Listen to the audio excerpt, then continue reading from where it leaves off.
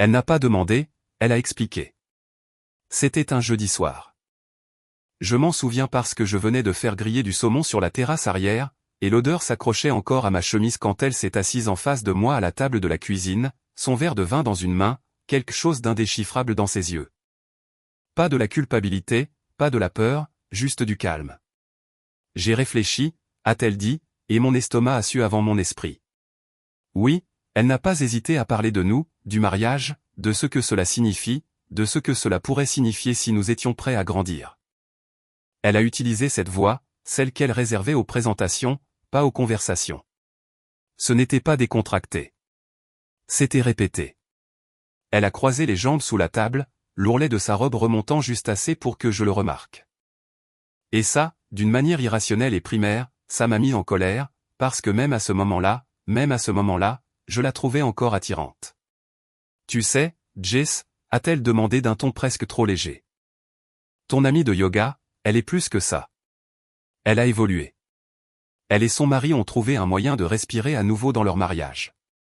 Ils l'ont ouvert sexuellement. Ma prise s'est resserrée sur le bord de la table, les jointures de mes doigts blanchissant, et pourtant elle a continué. Ils sont honnêtes l'un envers l'autre. Ils communiquent. Il y a de la confiance. Une vraie confiance. Pas de possession, pas de possessivité, juste le choix. Elle a prononcé le mot « choix », comme si c'était un concept sacré dont je n'avais jamais entendu parler. Comme si je ne l'avais pas choisi, elle, chaque foutu jour des 11 dernières années. Je n'ai pas interrompu, non pas parce que j'étais d'accord, mais parce que je ne pouvais pas faire confiance à ma voix. Elle a fait tourner son vin une fois, 2 fois, sans boire. Il ne s'agit pas de tromperie. Il ne s'agit pas de ce dont tu as peur. Il s'agit de croissance. De ne pas mourir dans la routine. De rester en vie. En vie. Ce mot brûlait. Elle était belle quand elle l'a dit. La façon dont ses lèvres l'arrondissaient. La façon dont ses yeux se sont adoucis comme si elle rêvait à voix haute. Elle ne cherchait pas la permission. Elle me présentait les grandes lignes, comme une manager présentant un plan de restructuration. Nous établissons des règles, bien sûr. Des limites. Une chose non négociable, la famille est hors limite. J'ai finalement retrouvé ma voix. Rauque et éraillée. Et qu'est-ce que tu me demandes, exactement? Je ne demande rien, a-t-elle dit. Et c'est à ce moment-là que j'ai su. Su que ce n'était pas une conversation. C'était son entretien de départ de la version de nous que je croyais encore exister. Elle s'est alors levée, sa silhouette encadrée par la lumière de la cuisine. Même après tout ce qu'elle avait dit, je l'ai regardée, ses courbes, la faible empreinte de son soutien-gorge sous ce haut fin comme du papier, la peau de ses cuisses apparaissant à travers la fente de sa jupe, et j'avais encore envie de la toucher. J'avais encore envie de croire que c'était peut-être une sorte de jeu, un test, que si je disais non, si je me levais et l'embrassais de la bonne manière, peut-être qu'elle retomberait dans mes bras comme si rien de tout cela n'avait jamais été dit. Mais je ne l'ai pas fait. Je suis juste resté assis là, engourdi. Elle a contourné la table et m'a embrassé sur le front comme si j'étais un vieil homme pour qui elle avait de l'affection mais qu'elle n'aimait plus. Le genre de baiser qu'on donne quand on passe à autre chose, pas quand on reste. Je t'aime, a-t-elle dit. J'ai besoin que tu comprennes ça. Et sur ce, elle s'est éloignée en montant les escaliers. Le son de ses pas disparaissant au 2e étage que nous avions construit ensemble. Je suis resté assis en silence pendant ce qui a dû être 1 heure, fixant le verre de vin qu'elle avait laissé derrière elle. Une légère trace de son rouge à lèvres sur le bord. Ce n'est qu'en me levant que j'ai réalisé que mon saumon était toujours dans l'assiette, intact, froid, oublié, tout comme l'homme qui l'avait préparé. Le lendemain matin, elle s'est comportée normalement. Elle a fait du café, fredonnant une chanson indie en traversant le parquet pieds nus. Elle avait l'air libre, radieuse, même, comme une femme qui venait d'avouer un lourd fardeau et s'en sentait maintenant plus légère. Pendant ce temps, j'étais coincé dans une nouvelle réalité à laquelle je n'avais pas consenti. Un endroit où les règles étaient écrites par celle qui voulait partir, et où hocher la tête était plus sûr que d'admettre que j'étais terrifié à l'idée de la perdre. Je n'ai rien dit. J'ai juste bu mon café et je l'ai regardé évoluer dans la cuisine comme si de rien n'était. Parce que parfois, le silence est plus facile que de poser la seule question dont on n'est pas prêt à entendre la réponse. Vois-tu déjà quelqu'un? Elle n'a pas demandé. Elle a expliqué et j'ai hoché la tête parce que l'alternative était d'admettre que je la sentais déjà m'échapper. Je n'ai pas réalisé à l'époque à quel point ce qu'elle disait ne venait pas vraiment d'elle. Pas ses mots, pas sa clarté, pas même son calme. Tout était emprunté. Les jours ont passé et de petites choses ont commencé à faire surface, la façon dont elle formulait certaines idées comme si elle citait quelqu'un de plus intelligent, de plus cool, quelqu'un qui ne bronchait pas en disant des choses comme « la jalousie est un signe d'insécurité » ou « la monogamie est une relique de la culture de la possession ». Des phrases qui semblaient choisies, polies et régurgitées, comme si elle les avait répétées devant un miroir ou dans le lit de quelqu'un d'autre. Au début, j'ai mis ça sur le compte des podcasts. Elle avait commencé à en écouter davantage ces derniers temps, surtout des podcasts de développement personnel. Vous savez, le genre. Animés par des trentenaires à la voix suave, avec des casques surdimensionnés et une empathie sous-développée, prêchant l'honnêteté radicale tout en admettant nonchalamment avoir brisé 5 mariages. Je les entendais parfois en arrière-plan pendant qu'elle pliait le linge ou arrosait les plantes. Des voix calmes et cliniques parlant de limites, de transformation, et de la façon dont la trahison n'est pas réelle à moins que vous n'ayez convenu des termes au préalable. Mais au bout d'un moment, j'ai commencé à soupçonner que ce n'était pas seulement des podcasts. C'était quelqu'un. Jess, bien sûr, son amie de yoga. Son amie, évoluée, celle qu'elle avait commodément mentionnée le premier soir. Je me souvenais vaguement d'elle à l'une de ses fêtes d'anniversaire dans le jardin. De longues jambes, des épaules bronzées, ce genre de charisme facile dont les gens prétendent ne pas être jaloux. Jess était arrivée dans une robe d'été sans soutien-gorge et parlait de guérison tantrique comme si c'était aussi ordinaire que de parler de la météo. Le genre de femme qui pourrait faire passer le mot « salope » pour un acte de charité. Et maintenant, je pouvais entendre Jess dans la voix de ma femme. Elle disait que ça les avait rendus plus forts. Ma femme m'a dit un matin, en nouant son peignoir, que s'ouvrir enlevait la pression. Tu n'attends plus d'une seule personne qu'elle soit ton tout. J'ai demandé, d'un ton trop désinvolte, c'est ce que j'étais? Trop de pression? Elle n'a pas répondu. Elle a juste siroté son café et regardé par la fenêtre comme si le jardin qu'elle n'arrosait jamais avait soudain de l'importance. C'est là que j'ai commencé à remarquer les schémas de répétition, des phrases qu'elle disait plus d'une fois, presque mot pour mot. La monogamie est enracinée dans la peur, pas dans l'amour. Le désir ne disparaît pas. Le réprimer ne fait que le transformer en ressentiment. Elle a dit ça. J'ai demandé un soir, Jess. Elle a hoché la tête en souriant, comme si elle attendait que je rattrape mon retard. Elle et son mari ont traversé une période très difficile. Elle pensait qu'ils allaient divorcer, et puis ils ont essayé ça et tout a changé. Je n'ai pas demandé comment elle connaissait tous les détails. Je n'ai pas demandé s'ils en avaient parlé autour d'un verre, par SMS, ou peut-être avec des photos.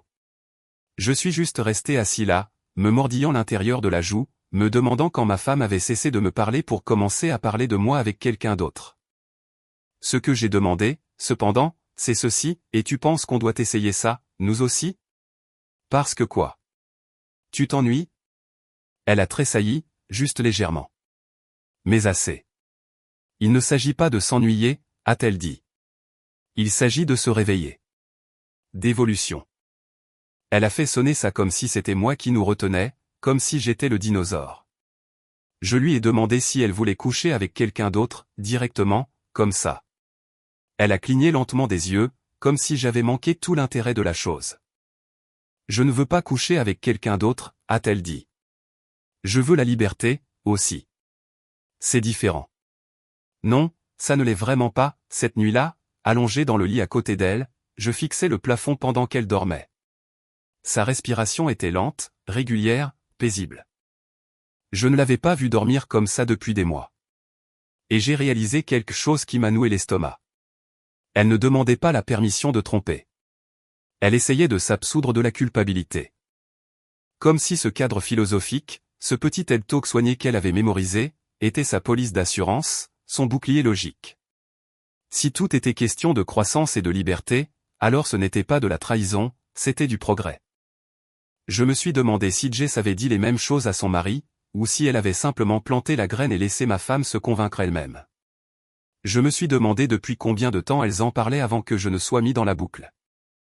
Combien de conversations avaient déjà eu lieu? Combien de nuits l'avaient-elles déjà imaginé? Et puis je me suis demandé quelque chose de plus sombre, quelque chose que je ne voulais pas dire à voix haute. L'avait-elle déjà fait? Pas physiquement, peut-être. Mais la façon dont elle parlait de l'idée, la façon dont son corps se détendait quand elle parlait de liberté, cela ressemblait moins à de l'anticipation qu'à du soulagement. Comme si elle ne demandait pas à tromper. Elle avouait qu'elle l'avait déjà fait. Peut-être pas avec son corps, mais certainement avec son esprit. Et pour une raison quelconque, cela faisait encore plus mal. Je me souviens du moment où j'ai réalisé qu'elle ne parlait plus comme elle-même. C'était un mardi, début de l'automne, encore assez chaud pour laisser les fenêtres entr'ouvertes la nuit. J'étais rentré tard du travail, épuisé par des réunions successives.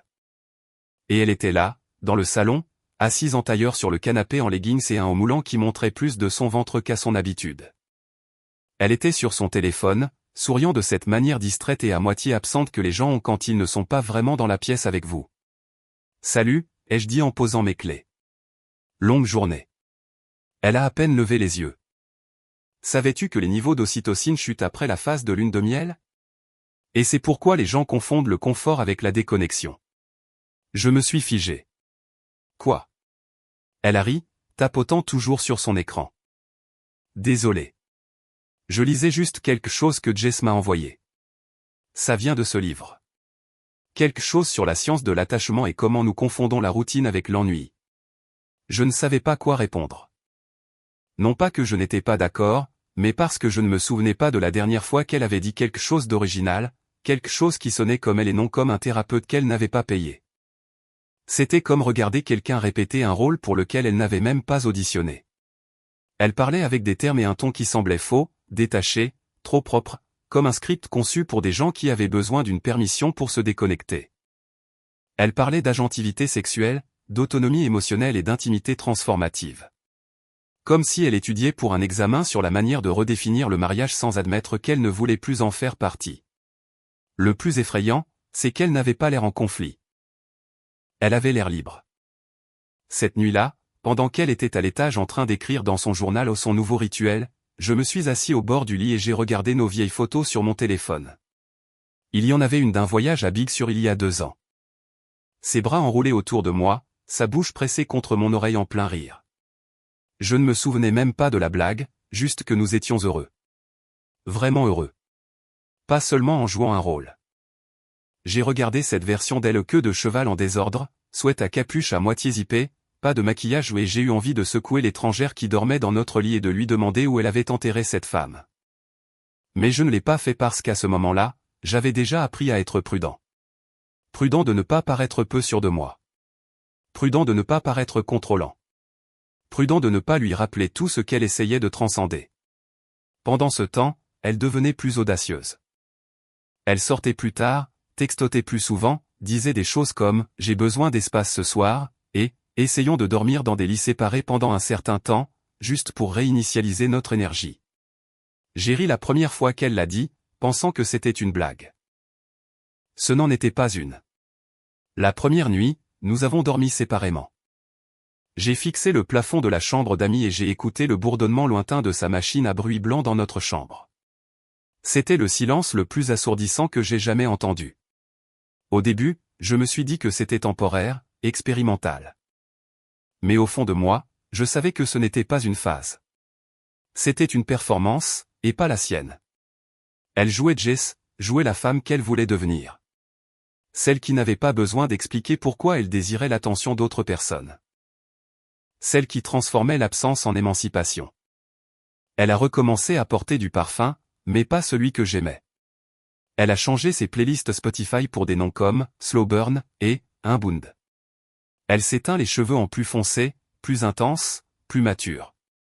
Elle a commencé à se qualifier d'être sensuelle. Et moi? Je suis devenu son fantôme. J'ai arrêté de demander où elle allait, arrêté de demander à qui elle textotait. J'ai commencé à avaler ma jalousie comme une vitamine amère.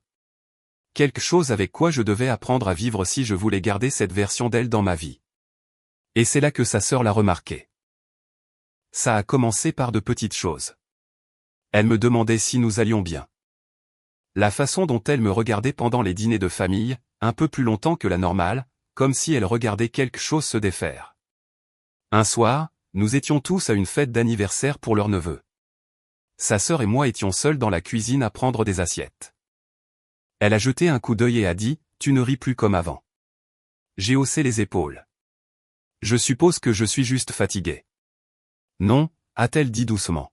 « Ce n'est pas ça. » Elle n'a pas insisté. Elle n'en avait pas besoin. Ces mots m'ont suivi comme une ombre pendant des jours, parce qu'elle avait raison. J'étais fatigué, mais pas de la manière que j'avais admise. J'étais fatigué de prétendre que je ne remarquais pas que ma femme était devenue l'écho de quelqu'un d'autre. Fatigué d'attendre qu'une étrangère redevienne ma partenaire. Et surtout, j'étais fatigué d'essayer de ne pas dire ce que je ressentais vraiment. Que cette nouvelle version d'elle n'évoluait pas. Elle s'échappait. Échappant à la vie que nous avions construite, au confort que nous avions nourri, à l'homme qui se souvenait encore de ce que c'était que d'être assez. Nous ne nous sommes pas lancés là-dedans à la légère. C'est la partie que les gens ne comprennent pas.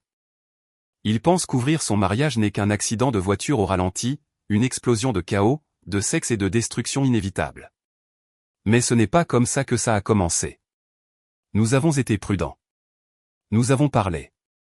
Nous avons lu des articles.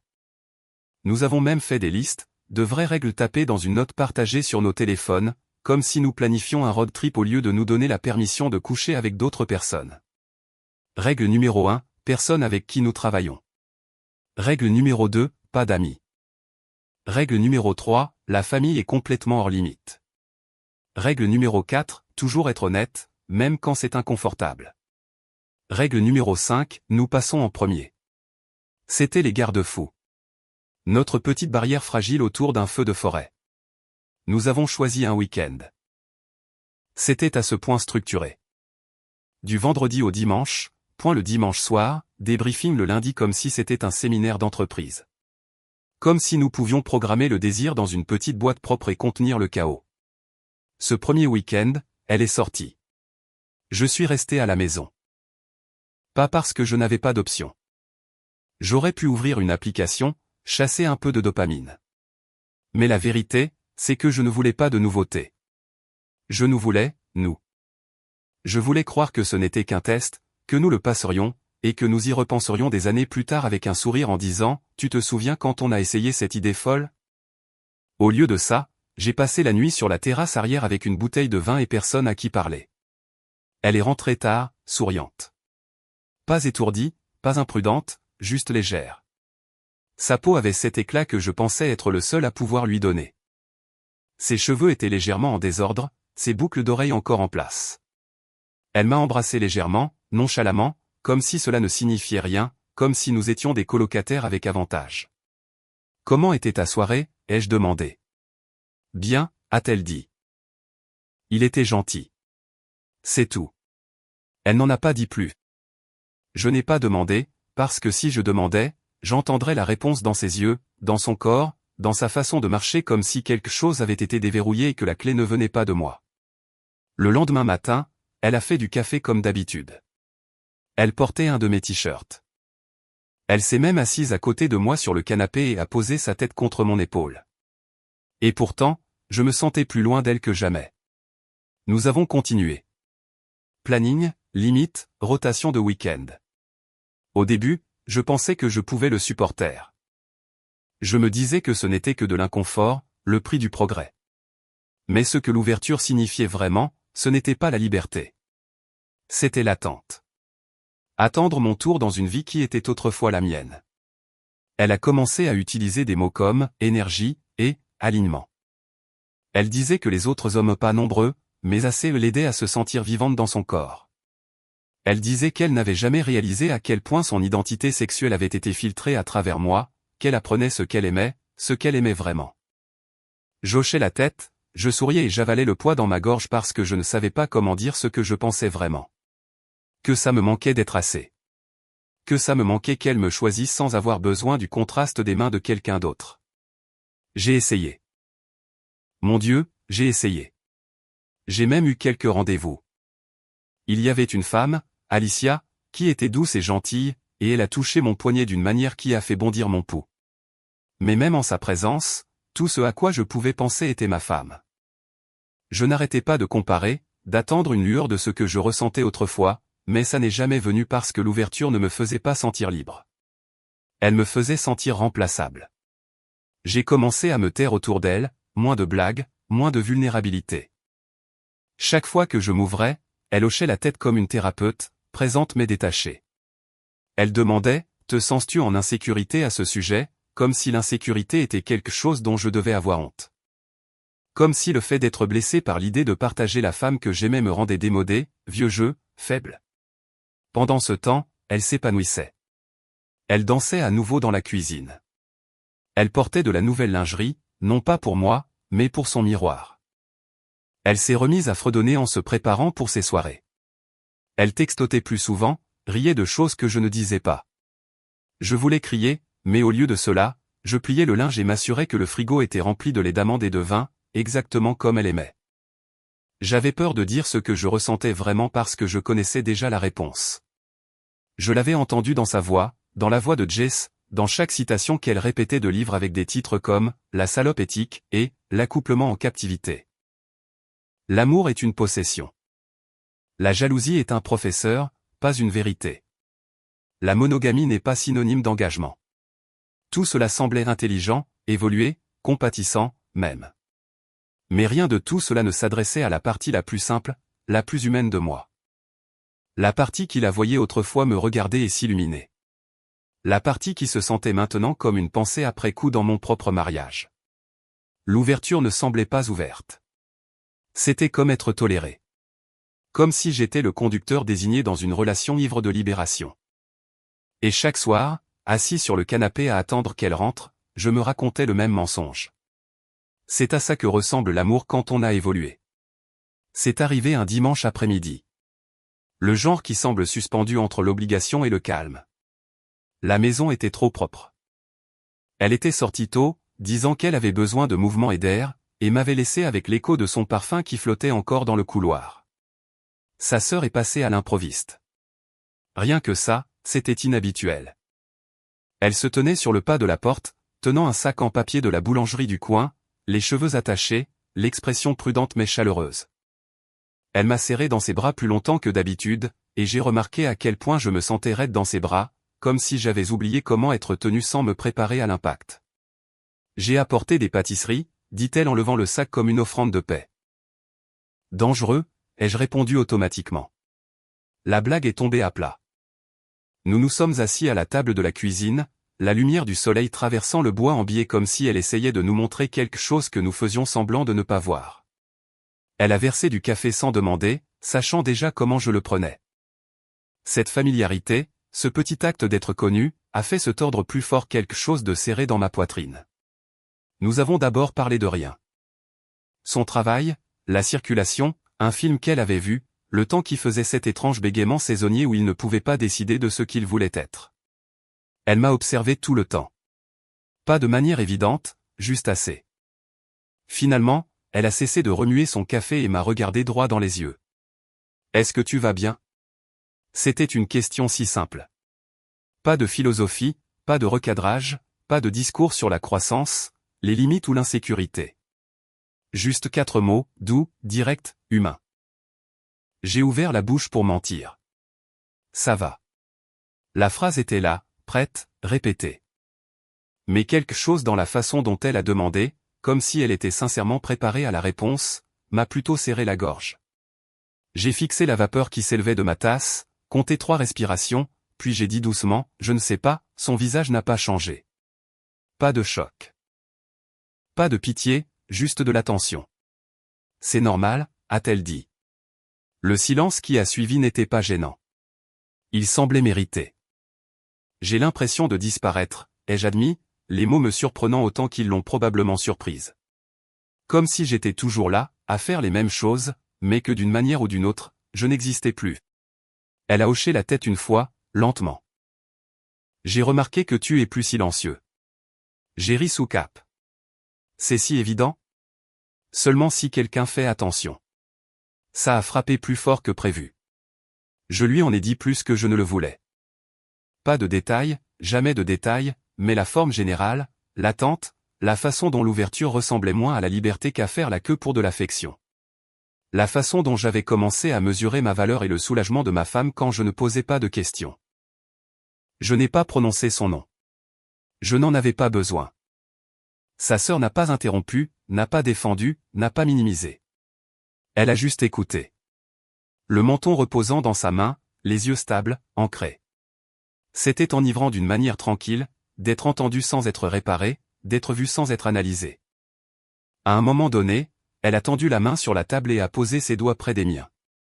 Sans me toucher, juste assez près pour que je sente sa chaleur. Tu sais, a-t-elle dit prudemment, tu as le droit d'être blessé par ça. J'ai dégluti. Apparemment non. Selon les livres. Elle a reniflé avant de pouvoir se retenir, puis a couvert sa bouche. Oui, eh bien, les livres ne vivent pas dans ta maison. Le moment s'est étiré. Je suis devenu très conscient de sa proximité. La faible odeur d'agrumes de sa lotion, la façon dont son genou a frôlé le mien quand elle a bougé sur sa chaise. Ce n'était pas sexuel, pas exactement, mais c'était intime de cette manière dangereuse que l'honnêteté peut être. J'ai légèrement reculé, créant un espace que je n'étais pas sûr de vouloir. Je ne veux pas compliquer les choses, ai-je dit. Son expression s'est adoucie. Ce n'est pas toi. Les choses le sont déjà. Elle s'est levée quelques minutes plus tard, remettant son manteau. L'air entre nous était chargé d'une manière que ni l'un ni l'autre n'a nommée. À la porte, elle a hésité, la main sur la poignée. Si jamais tu as besoin de parler, a-t-elle dit, de vraiment parler. Je suis là. Je sais, ai-je répondu. Après son départ, la maison semblait différente. Pas plus vide, juste éveillée. Cette nuit-là, quand ma femme est rentrée, le visage rouge et souriante, me racontant une conversation qu'elle avait eue avec quelqu'un de très perspicace, j'ai écouté. J'ai hoché la tête. J'ai joué mon rôle. Mais à l'intérieur, quelque chose avait changé. Parce que pour la première fois en des mois, quelqu'un m'avait demandé comment j'allais. Pas comme une variable dans sa croissance. Pas comme un test de mon évolution, mais comme un homme debout au milieu de quelque chose qu'il ne reconnaissait plus. Et cette question est restée avec moi longtemps après que tout le monde se soit endormi. Est-ce que tu vas bien? Je n'avais pas encore la réponse. Mais pour la première fois, j'avais l'impression que peut-être quelqu'un se souciait vraiment que je la trouve. Je n'étais pas censé l'entendre. Elle pensait que j'étais dans le garage à bricoler la tondeuse à gazon. Et techniquement, c'était le cas. J'y étais allé pour trouver quelque chose à faire de mes mains. Les mains oisives étaient dangereuses ces derniers temps. Si je ne bougeais pas, je pensais, et si je pensais, je saignais dans des endroits que personne ne pouvait voir. Le téléphone a sonné à l'intérieur de la maison. Les fenêtres étaient ouvertes. Je n'essayais pas d'écouter, mais sa voix portait un peu trop fort pour être ignorée. Non, je ne lui ai pas dit. Pas tout. Silence. Puis la voix de sa sœur, plus douce, mais assez claire pour percer le calme de la fin d'après-midi. Tu joues avec le feu. J'ai arrêté de respirer. Il y a eu une pause, un son comme celui de ma femme marchant pieds nus sur le carrelage de la cuisine. Son ton était sur la défensive quand elle a repris la parole. Tu ne comprends pas. Nous avons établi des règles. Ce n'est pas de la tromperie si nous sommes d'accord. Une autre pause. Puis sa sœur, plus ferme cette fois. Les règles ne protègent pas les sentiments. Ça a fait l'effet d'un coup de poing dans l'estomac. Pas seulement à cause de la vérité, mais parce que ça venait de la seule personne qui avait osé me demander comment j'allais. La seule qui voyait que ce n'était pas une noble expérience de confiance. C'était de l'abandon déguisé en éveil spirituel. Elle n'est pas comme les autres, a ajouté rapidement ma femme. Elle comprend, et elle est heureuse. Son mari est heureux aussi. Sa sœur n'a pas répondu tout de suite. Je me suis appuyé contre le mur du garage, le pouls battant comme si je venais de la surprendre au lit avec quelqu'un. Seulement, c'était pire d'une certaine manière, parce que ce n'était pas de la luxure. C'était de l'idéologie, de la foi. Ma femme ne pensait pas qu'elle me trahissait. Elle pensait qu'elle se sauvait. Sa sœur a réessayé, plus calmement maintenant. On ne se sort pas du mal qu'on fait à quelqu'un à coup de théorie. Peu importe les livres que tu lis ou le nombre de podcasts que tu cites. Si ça le brise, ça brise le mariage. Même si tu l'appelles autrement. J'ai entendu le tintement d'un verre. Peut-être qu'elle posait une tasse un peu trop fort. Il a accepté ça, a dit ma femme, la voix montant. Il a dit oui. Je ne l'ai pas forcé. Mais si, tu l'as fait, ai-je pensé. Pas avec des menaces, avec de l'espoir. Avec la pression silencieuse de ton mécontentement. Tu ne m'as pas donné le choix. Tu m'as mis à une bifurcation. Et les deux chemins s'éloignaient de la version de nous que je voulais garder. Je pense qu'il te ment, a finalement dit sa sœur. Il y a eu un long silence. Pas de bruit de pas, pas de réponse. Je l'ai vu, a-t-elle ajouté, plus doucement maintenant. Il ne va pas bien. Il ne le dit pas à voix haute, mais il s'éteint. Il ne parle presque plus. Ce n'est pas de la croissance. C'est du chagrin. Une chaise a grincé.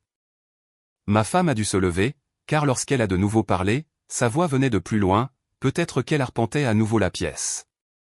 Il s'adapte, c'est tout. Nous nous adaptons tous les deux. C'est nouveau. Non, a dit sa sœur. C'est toi qui es nouvelle. Lui, il survit. Le silence qui a suivi était plus lourd que tout le reste. Elles sont passées à des sujets plus sûrs après ça, des mots plus petits. Je me suis éloigné avant de pouvoir en entendre plus. Je ne voulais pas continuer à espionner quelque chose qui m'avait déjà exposé. De retour à l'intérieur, je me suis tenu à l'évier en faisant semblant de me laver les mains alors qu'elle entrait dans la cuisine, le téléphone glissé dans sa poche arrière comme si de rien n'était. Elle m'a embrassé sur la joue. « Salut », a-t-elle dit d'un ton léger. Je parlais juste à ma sœur. Elle passera peut-être plus tard. J'ai hoché la tête. Cool, cool. Quel mot stupide et petit pour envelopper quelque chose de si tectonique. Cette nuit-là, j'étais allongé à côté d'elle dans le lit pendant qu'elle faisait défiler son téléphone, le dos tourné, et je n'arrêtais pas de rejouer ces mots. Il a accepté. Elle croyait que c'était suffisant, que ma conformité signifiait mon consentement. Que dire oui avec ma bouche rendait la douleur dans ma poitrine invalide. J'ai éteint la lumière et j'ai fixé l'obscurité, et la seule chose que je pouvais entendre était la voix de sa sœur. Les règles ne protègent pas les sentiments. Plus j'y pensais, plus cela s'installait comme une vérité que j'aurais dû voir depuis le début. Ma femme ne brisait pas les règles. Elle me brisait, moi, et elle ne s'en rendait même pas compte parce que la théorie n'a pas de cœur à briser. Elle ne fait que se répéter jusqu'à ce que les gens qui vivent à l'intérieur oublient à quoi ressemble le véritable amour. Mais quelqu'un m'entendait encore. Quelqu'un le voyait encore. Et cela, d'une manière ou d'une autre, me faisait me sentir à la fois pire et un peu moins seul. Ça n'a pas commencé par le contact. C'est le mensonge que je me suis raconté. Ça n'a pas non plus commencé par du flirt. Du moins pas au sens habituel. Il n'y a pas eu de regards insistants. Pas de frôlements accidentels de peau. Pas de SMS de minuit remplis de sous-entendus. Ça a commencé par des mots. Juste des mots. Des conversations tardives dans la cuisine. Des messages courts qui s'étiraient plus qu'ils n'auraient dû. Des moments où sa sœur elle, de toutes les personnes où est devenue la première personne à qui je voulais parler après que ma femme avait franchi la porte. Nous ne l'avions pas prévu. C'est le deuxième mensonge. C'est juste arrivé, centimètre par centimètre, une sorte de gravité nous rapprochant à chaque silence partagé. Je me surprenais à attendre un peu plus longtemps dans la cuisine si je savais qu'elle pourrait passer.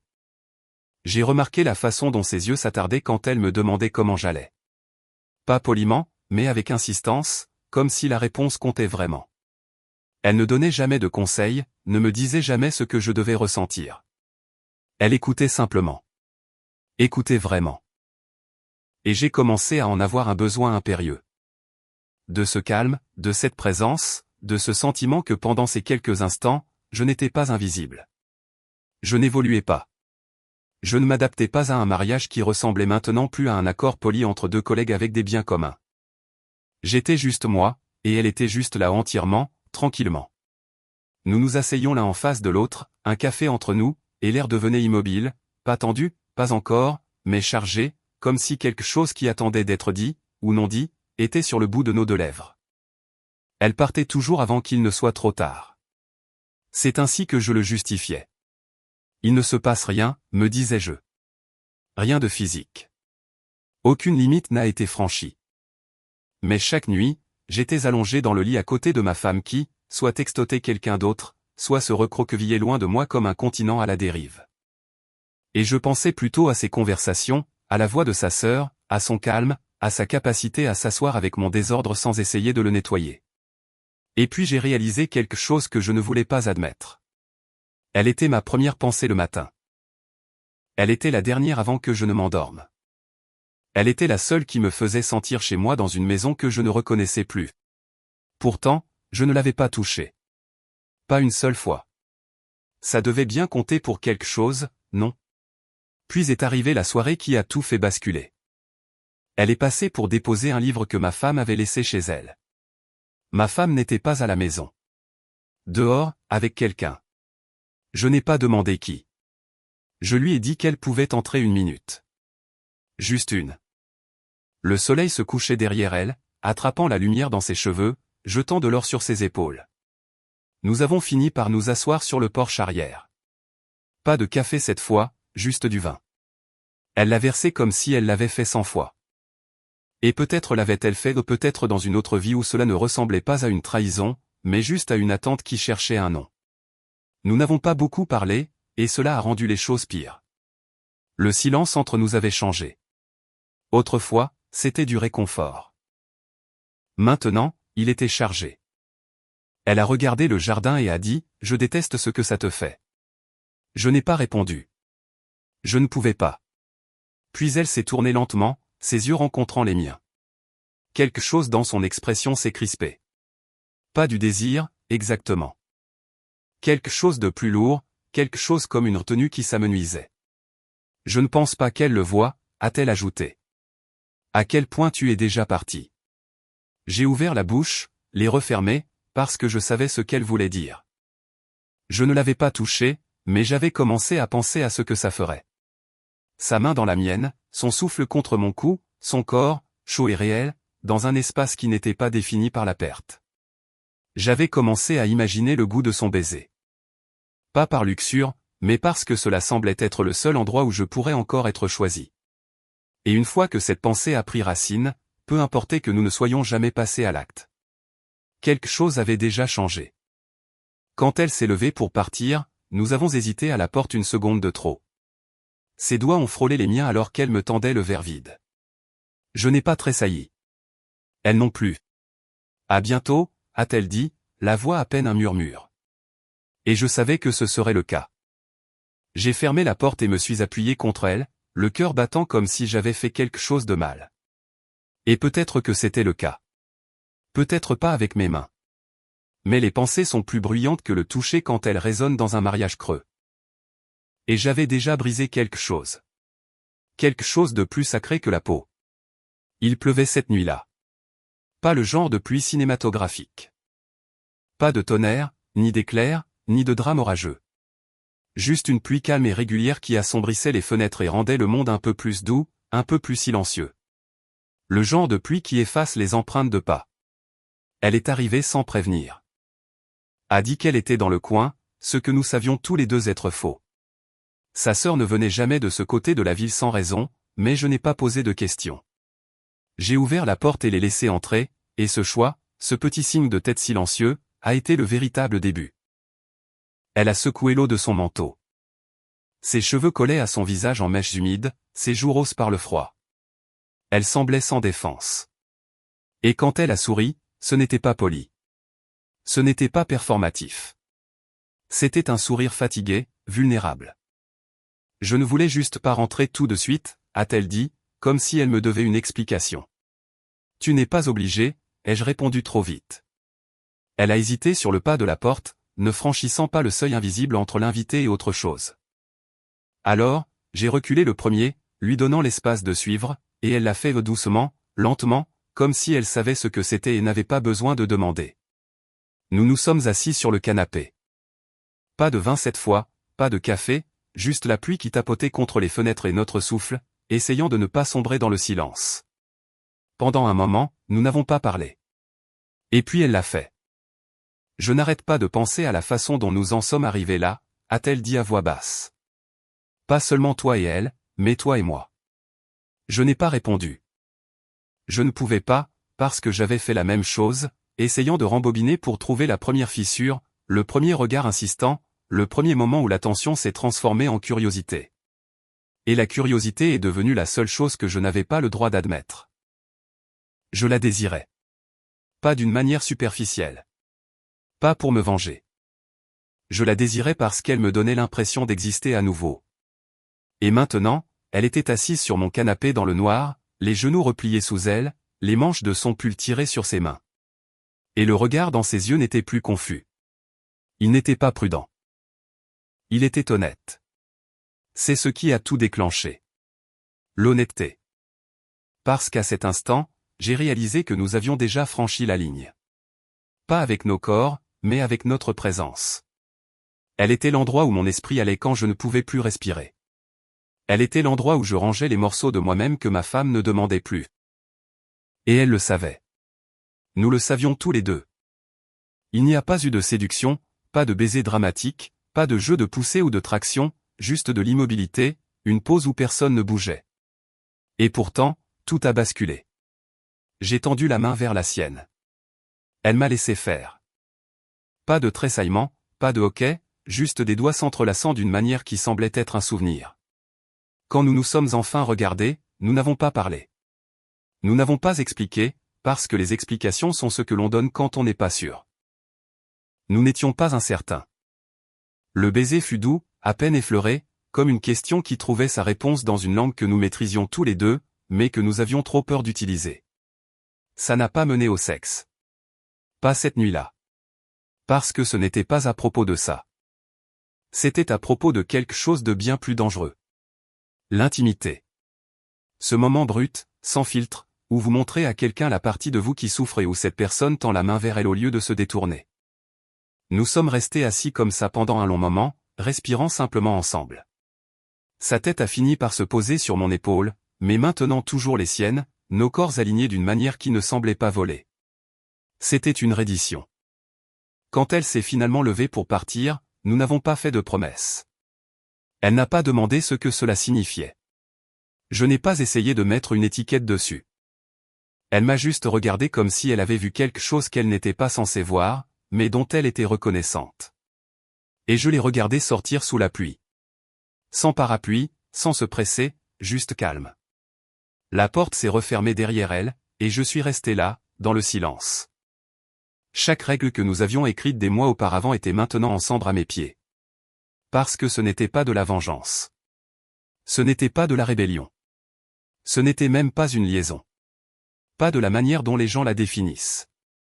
C'était un moment où j'ai arrêté de prétendre que l'intimité ne signifiait que le sexe, et où elle a arrêté de prétendre que se soucier profondément de quelqu'un n'était pas déjà une forme de transgression. Nous ne l'avons pas justifié. Nous ne l'avons pas précipité, mais c'est arrivé. Et cette règle, la famille est hors limite, ne s'est pas brisée avec un cri ou un scandale. Elle s'est brisée silencieusement, avec un baiser qui semblait plus vrai que tout ce que ma femme avait dit depuis des mois. Elle a remarqué la différence avant de la comprendre. C'était subtil au début. Je n'étais pas froid, exactement, juste plus immobile, plus calme. Je ne tressaillais pas quand elle rentrait tard. Je ne demandais pas à qui elle textotait. J'ai arrêté de scruter son visage à la recherche de traces du contact de quelqu'un d'autre. Je ne tendais pas la main vers elle dans le lit. Je ne reculais pas quand elle ne tendait pas la main vers moi. Et cela la déroutait. Elle pensait que j'abandonnais. C'est ce qu'elle se disait. Que je m'adaptais bien. Que peut-être, enfin, j'avais évolué vers la version d'un homme qui n'avait pas besoin d'être rassuré, qui ne se sentait pas menacé, qui ne confondait pas amour et exclusivité. Elle pensait que le mariage ouvert fonctionnait. Elle a confondu ma distance avec de la croissance. La vérité était beaucoup plus simple, beaucoup plus compliquée. J'étais déjà parti. Pas avec mon corps, pas encore. Mais émotionnellement, spirituellement, je n'étais plus à elle. Ce lien entre nous, autrefois épais de dévotion et d'histoire, s'était aminci jusqu'à devenir quelque chose d'invisible. Quelque chose que je ne pouvais plus sentir à moins de plisser les yeux et de faire semblant. Et maintenant, quelqu'un d'autre occupait cet espace. Sa sœur n'a jamais insisté. Après cette nuit-là, nous n'avons pas parlé du baiser. Nous n'avons pas planifié le suivant. Nous n'en avions pas besoin. Ce que nous avions n'était pas construit sur des horaires ou des accords. C'était une gravité silencieuse qui nous ramenait l'un vers l'autre chaque fois que nous nous éloignions trop. Et je pense que ma femme l'a senti, même si elle ne connaissait pas encore la forme de la chose. Elle a commencé à poser des questions étranges à des moments bizarres. Est-ce que je te semble différente dernièrement? T'es-tu senti plus proche de toi-même ces dernières semaines? Je répondais par un haussement d'épaule ou un petit sourire. Rien de lourd, juste assez pour maintenir la paix. Et cela ne faisait que la convaincre davantage qu'elle était en train de gagner. Tu es plus calme, a-t-elle dit un soir, en pliant du linge à côté de moi. Tu ne t'accroches plus comme avant. C'est sexy, honnêtement. Confiant. Je n'ai pas répondu. Je lui ai juste tendu une serviette. Elle m'a embrassé sur la joue quelques secondes plus tard, doucement, presque avec reconnaissance, et je l'ai laissé faire parce que la vérité ferait plus mal que le silence. Et parce que les pires trahisons ne viennent pas avec des feux d'artifice, elles viennent avec la lente réalisation que vous avez été remplacé. Pas par dépit, mais par quelqu'un qui n'a jamais eu besoin de permission pour vous voir clairement. J'ai arrêté d'attendre qu'elle me choisisse. Et d'une manière ou d'une autre, en lâchant prise, je suis devenu plus moi-même que je ne l'avais été depuis des mois. Elle a recommencé à se rapprocher, voulant plus de temps ensemble, suggérant que nous sortions, juste tous les deux. Elle me touchait le bras au dîner, racontait des histoires qu'elle ne partageait qu'avec ses amis. Ses yeux s'attardaient et une partie de moi se demandait si elle essayait de me ramener ou si elle voulait juste la preuve qu'elle ne m'avait pas perdu. Quoi qu'il en soit, il était trop tard, parce que l'homme assis en face d'elle n'était plus à elle. Pas vraiment. Il appartenait à des matins tranquilles avec quelqu'un d'autre. À de longues conversations qui ne nécessitaient pas de traduction, à des regards qui disaient « Je te vois » et non « J'ai besoin que tu valides cette version de moi ». La sœur n'a jamais rien demandé. N'a jamais essayé de s'immiscer dans ma vie. Elle s'est juste manifestée quand c'était important. Pas physiquement, mais émotionnellement. Une présence, pas une possession. Et plus je ressentais ce genre d'attention, plus il devenait évident ce dont j'avais manqué tout ce temps. Une connexion sans condition. Une présence sans philosophie. Elle, ma femme, pouvait le sentir dans la façon dont je la regardais. Ou plutôt, dans la façon dont je ne la regardais pas. Mon regard ne cherchait plus. Ne suppliait plus. Je pense que c'est la partie qui l'a le plus secoué. Parce qu'une fois que quelqu'un cesse d'espérer que vous reviendrez, vous réalisez qu'il est déjà parti. Un soir, elle l'a dit presque comme une blague. Tu n'es plus jaloux. As-tu enfin percé le secret? J'ai souri. Peut-être. Mais la vérité, c'est que ce n'était pas un secret. C'était juste quelqu'un d'autre. Quelqu'un qui n'avait pas besoin d'un mariage ouvert pour m'aimer tendrement. Quelqu'un qui n'a pas construit de règles pour protéger des sentiments qu'elle n'avait plus. Quelqu'un qui se souciait simplement. Et quand on a goûté à ce genre d'intimité, à cette affection calme et rassurante qui ne vous demande pas de rivaliser ou d'évoluer, on arrête de courir après la version de l'amour qui vous fait tourner en rond. Elle a remarqué le changement avant d'en connaître la source. Et au moment où elle a finalement posé la question qui comptait, elle n'aimerait pas la réponse. Parce que le détachement, une fois choisi, n'est pas facile à défaire, surtout quand on a déjà été vu pleinement, complètement, par quelqu'un qui n'a jamais eu besoin de règles pour le faire. Y a-t-il quelqu'un d'autre, a-t-elle demandé. Un mercredi soir, après le dîner, après le vin, après que le silence se soit étiré si longtemps qu'il commençait à sembler intentionnel. Nous étions assis l'un en face de l'autre à table, les assiettes débarrassées, les bougies brûlant encore parce qu'elle aimait l'atmosphère. Elle portait ce pull doux qu'elle réservait habituellement pour ses rendez-vous. Pas pour moi, ai-je réalisé, mais pour la version d'elle-même qu'elle aimait présenter, posée, désirable, en contrôle.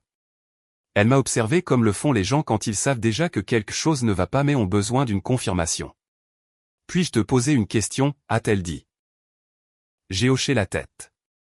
Je hochais la tête depuis des mois. Ses doigts ont tracé la tige de son verre. Pas nerveusement. Prudemment. A-t-il quelqu'un d'autre? La voilà. Pas de colère, pas d'accusation, juste de l'incrédulité enveloppée de curiosité. Comme si la question elle-même offensait son sens de l'ordre. Je n'ai pas répondu tout de suite. Non pas parce que je ne savais pas quoi dire, mais parce que je savais que la vérité frapperait plus fort que n'importe quel mensonge. Et pour la première fois depuis longtemps, je n'étais pas intéressé à la protéger des conséquences. Elle a penché la tête. Je veux dire, émotionnellement. Évidemment, nous sommes ouverts. Mais tu sembles parti, et je ne comprends pas pourquoi. Je l'ai regardée, vraiment regardée. Cette femme avec qui j'avais construit une vie. Cette femme qui avait appris à parler de l'amour comme d'un concept au lieu d'un choix. N'importe qui sauf elle, a-t-elle ajouté soudainement, les yeux se plissant d'une fraction. S'il te plaît, dis-moi que ce n'est pas elle. L'air a changé. C'est à ce moment-là que j'ai tout compris. Non pas qu'elle soupçonnait sa sœur. Elle ne l'avait pas fait, pas consciemment, mais la peur a fait surface avant que la logique ne puisse l'arrêter. L'instinct sait toujours où se trouve la ligne de faille. Tu as dit que la famille était hors limite, a-t-elle poursuivi, la voix se tendant. C'était la seule règle, la seule qui comptait. J'ai expiré lentement. Tu ne poses pas la question parce que tu veux la vérité, ai-je dit. Tu la poses parce que tu veux être rassuré. Sa mâchoire s'est crispée. Réponds à la question. Alors je l'ai fait. Oui. Le mot n'a pas résonné. Il n'a pas explosé. Il est juste resté là, entre nous, solide et indéniable. Son visage a perdu sa couleur, puis a rougi. Elle s'est levée brusquement, la chaise raclant le sol. Non, a-t-elle dit. Non, ce n'est pas. Tu ne ferais pas ça. Tu savais que c'était la limite. Je le savais, ai-je dit doucement. C'est pour ça que c'était important. Elle a fait les 100 pas, a passé une main dans ses cheveux, a ri une fois, un rire sec et sans humour. C'est différent, a-t-elle dit. C'est de la trahison. J'ai presque souri. Vraiment, ai-je demandé. Ou est-ce juste la première fois que les règles ne t'ont pas protégé? Elle a arrêté de bouger. Ce n'est pas juste, a-t-elle lâché. Nous étions d'accord. Tu étais d'accord. Je t'ai donné l'honnêteté. La liberté. Tu m'as donné la permission de disparaître, ai-je dit. Il y a une différence. Ses yeux brûlaient. Et alors? Tu es tombé amoureux d'elle pour me punir? Non, ai-je dit. Je suis tombé amoureux d'elle parce qu'elle me voyait quand tu avais cessé de regarder. Ça a fait mouche. Elle s'est rassise lentement, comme si ses jambes ne lui faisaient plus confiance. Tu aurais pu choisir n'importe qui, a-t-elle murmuré. N'importe qui d'autre. Je n'ai pas choisi, ai-je dit. J'ai répondu. Le silence a englouti la pièce. Elle a fixé la table, puis m'a regardé, quelque chose de fragile dans son regard. Tu as brisé la seule règle, a-t-elle dit. Non, ai-je répondu. Je l'ai suivi mieux que toi. Sa tête s'est relevée d'un coup. Qu'est-ce que ça veut dire? Ça veut dire, ai-je dit d'un ton égal, que tu voulais des règles pour ne pas te sentir coupable de partir émotionnellement. J'en ai brisé une parce que je suis resté présent. Parce que je n'ai pas externalisé mon cœur. Parce que quand quelqu'un m'a demandé si j'allais bien. Je n'ai pas récité une théorie. J'ai répondu honnêtement. Les larmes sont montées mais ne sont pas tombées. Elle détestait pleurer, détestait perdre son sang-froid. Tu étais censé me faire confiance, a-t-elle dit. Je l'ai fait, ai-je répondu. Jusqu'à ce que la confiance devienne quelque chose que tu gérais au lieu de la vivre. Elle a secoué la tête, stupéfaite. Je n'ai jamais voulu te faire de mal. Je sais, ai-je dit. C'est ça le problème. Les bougies ont vacillé. La cire a coulé sur la table sans que personne ne le remarque. Tu n'es pas désolé parce que tu m'as perdu, ai-je continué. Tu es désolé parce que tu ne pensais pas que tu pouvais me perdre. Elle m'a regardé comme si elle voyait un étranger. Peut-être que c'était le cas. C'est fini, a-t-elle demandé. Je n'ai pas répondu immédiatement, parce que la vérité était que c'était fini bien avant cette conversation, bien avant le baiser, bien avant que la règle ne soit brisée. Ça s'est terminé, ai-je dit finalement, quand l'amour est devenu quelque chose que nous négocions au lieu de le choisir. Elle n'a pas discuté. Elle n'a pas crié. Elle est juste restée assise là, absorbant la réalisation qu'elle n'avait jamais voulu affronter. Que la règle n'était pas sacrée. Elle était commode. Et pour la première fois, elle n'avait pas fonctionné. Le mariage ne s'est pas terminé cette nuit-là. Il n'y a pas eu de sortie dramatique, pas de valise faite en silence, pas de cris, pas de porte qui claque. Nous avons dormi dans la même maison, mangé à la même table, même échangé des mots polis comme « Salut » et « Tu peux me passer le sel ?» Mais quelque chose avait disparu. Quelque chose de si subtil que cela s'était évanoui depuis des mois, peut-être des années, mais maintenant c'était indéniable. La corde entre nous s'était tellement effilochée que lorsqu'elle a finalement cédé, il n'y a pas eu de retour de choc, juste un soulagement. Nous n'avons pas parlé de la suite. Elle ne m'a pas demandé de partir. Je n'ai pas suggéré qu'elle le devrait. Au lieu de cela, nous avons vécu dans l'écho d'une vie que nous ne partagions plus. Deux personnes coexistant dans le même espace. Chacun prétendant que nous n'avions pas déjà fait nos choix. Je pense qu'elle espérait que les choses se tasseraient. Que l'aveu brûlerait vite comme du papier sec, intense, puis disparaîtrait. Que nous reviendrions finalement en arrière. Que je me réveillerais un matin, oublierais le nom de sa sœur, et me glisserais à nouveau dans le script que nous essayons de réviser depuis bien trop longtemps. Mais il y a des choses qu'on ne peut pas désapprendre une fois qu'on a été vraiment vu. Vu sans filtre, sans théorie, sans acceptation conditionnelle. On ne peut pas redevenir invisible. Elle a passé plus de temps dans le jardin après ça. A tout replanté. A enfoncé ses mains dans la terre comme si celle-ci lui devait quelque chose. Je la regardais parfois depuis la cuisine, me demandant si elle admettrait un jour que l'ouverture qu'elle avait poursuivie si ardemment lui avait coûté la chose même qu'elle essayait de préserver. Pas moi, mais nous. La présence avait été remplacée par la permission, l'affection par la planification, l'intimité par l'intellectualisation. Elle appelait ça de l'amour, mais ce n'en était plus. C'était un ensemble de protocoles, une feuille de calcul partagée d'attentes émotionnelles et d'autorisation physique. Quelque chose qui semblait magnifique de l'extérieur, mais qui nécessitait un manuel d'utilisation pour survivre. Sa sœur n'est plus jamais passée. Pas pendant un certain temps. Nous avons gardé nos distances. Nous en avions besoin. L'honnêteté entre nous avait trop brûlé, trop vite. Et aucun de nous ne voulait prétendre que c'était anodin. Ce que nous partagions n'était pas une question de rébellion ou de vengeance. C'était une reconnaissance. Elle n'avait pas plus prévu de tomber amoureuse de moi que je ne l'avais fait d'elle. Mais dans un monde qui était devenu si clinique, si calculé, elle offrait quelque chose de rare. Une présence. Sans arrière-pensée, sans agenda, sans plan. Juste elle-même. Le genre de proximité qui rendait tout le reste performatif. Finalement, ma femme et moi avons eu la conversation, la vraie. C'est arrivé dans le salon, tard un mardi. Pas de vin cette fois. Pas de pluie, juste du calme.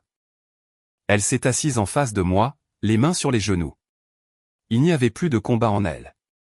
Je pense que nous avons terminé, a-t-elle dit doucement. J'ai hoché la tête. Je sais.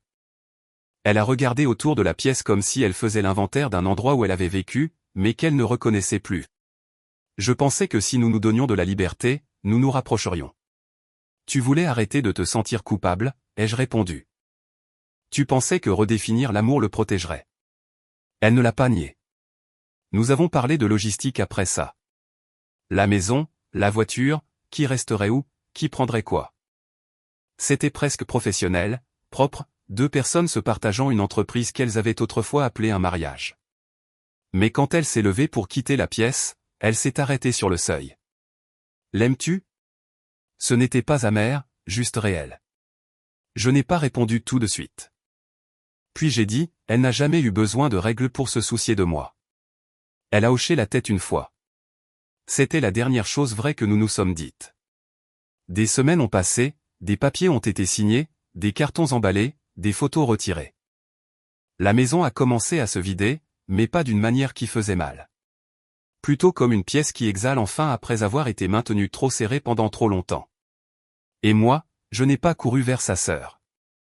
Il n'y avait pas d'urgence, pas de besoin. Ce que nous avions n'était pas construit sur l'urgence. C'était construit sur la vérité, et la vérité n'a pas besoin de sprinter.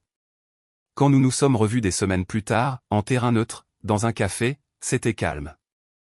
Elle avait l'air la même, mais plus ancrée, comme si laisser les choses brûler avait finalement fait de la place pour son propre calme. Nous n'avons pas beaucoup parlé. Nous n'en avions pas besoin. Il n'y avait plus rien à justifier. Nous avions déjà été choisis bien avant que quiconque ne le remarque.